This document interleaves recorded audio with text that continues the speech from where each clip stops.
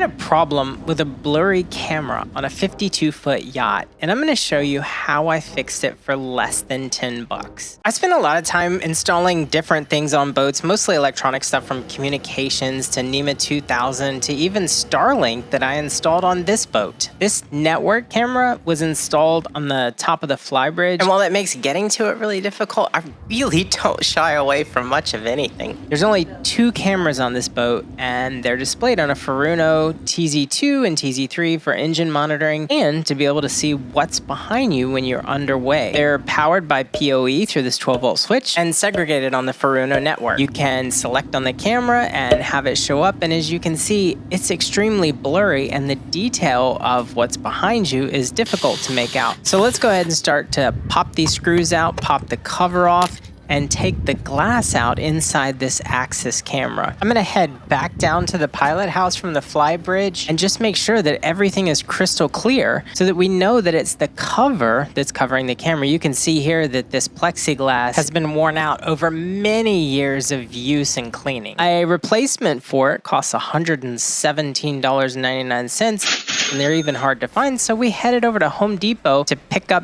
this polycarbonate sheet. You can see here that it's got a 10-year limited warranty against yellowing, so hopefully this one lasts a little bit longer. Why is it that every time I spend money, I feel like my daughter's involved? Thank you for shopping at the Home Depot. Guys, we just got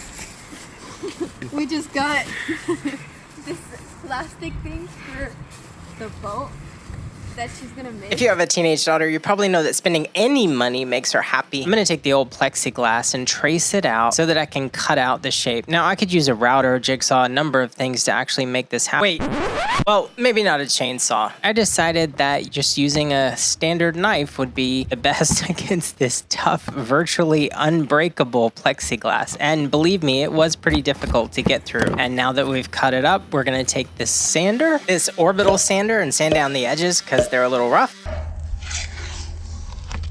and make sure that it's a good fit. Everything looks good. We're gonna slide it back in the rubber gasket that we pulled the old lens out of, make sure that it fits correctly, and we're gonna go and pop it back in the camera on the top of the flybridge. Once we've pushed everything back in and sealed it up and made sure it looked good, we're gonna pop the cover back on. It needed some gentle persuasion to make the cover pop back on. And we've done that. We're gonna take this Torx bit and tighten these screws back down and go check it out. Now that we're back in the pilot house and taking a look at this camera, man, it looks so much better than it did before. It looks just like the engine room camera does, and you'll be able to see those pirates sneaking up behind you. So we didn't spend $1,000 on a new camera. We didn't even spend $120 on a new lens for it. We spent $7.47 on this repair. I have no doubt that mistakes were made, and there's probably better ways to do this kind of stuff. So throw that in the comments below and let everybody else see it. Please like and subscribe, and I'll see you on the next one.